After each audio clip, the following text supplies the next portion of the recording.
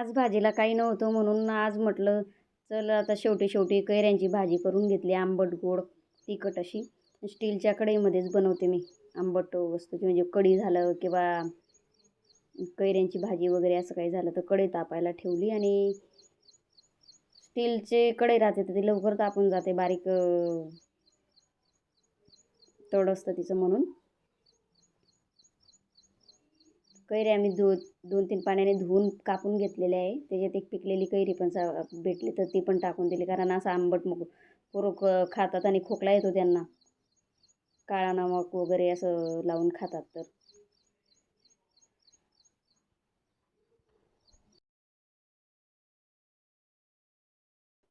कढई गरम करायला ठेवली आणि त्याच्यात तेल टाकलं, जिरं मोहरीची फोडणी दिली आणि कैरी टाकली त्याच्यात.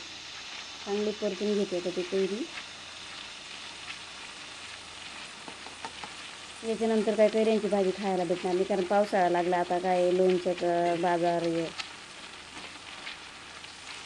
कैरी परतून झाल्यावर त्याच्यात आता चवीपुरती लाल चटणी आणि थोडं मीठ गोड पण वस्तू बनवली त्याच्यात थोडं चवीला मीठ टाकायचं, बारीक चिरलेला गूळ घातला. चांगले परतून घेते आणि थोडा वेळ झाकून द्यायचं त्याला. गुळाचं आपोआप पाणी होतं, वरून पाणी टाकायची गरजच पडत नाही.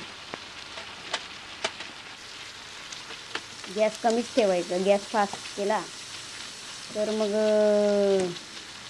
भाजी पण करपून जाते आणि कैऱ्यांच्या फोडी ना त्या कडक होऊन जातात, दाताला खाताना चिपकतात. मग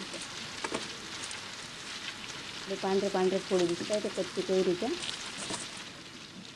आणि गुळाचं पाणी झालं आहे, पातळ दिसते. मग अजून परतून त्यांना झाकून देऊ थोडा वेळ. झाकून देते थोडा वेळ. झाकल्यावर मग अजून छान होऊन जाईल भाजी.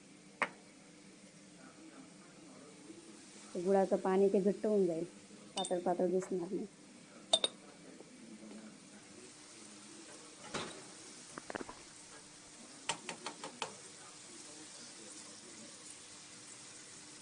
लहानांपासून मोठ्यांपर्यंत सगळ्यांनाच आवडते ही भाजी.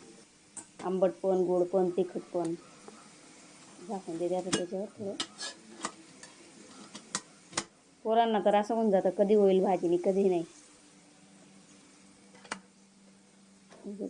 छान झाली भाजी, करपली पण नाही, काहीच नाही आणि पाणी टाकायची पण गरज पडली नाही त्याच्यात. वाफेमध्ये भाजी केली तर ती जास्त दिवस पण टिकते, खराब होत नाही. टेस्ट पण तशीच्या तशी राहते.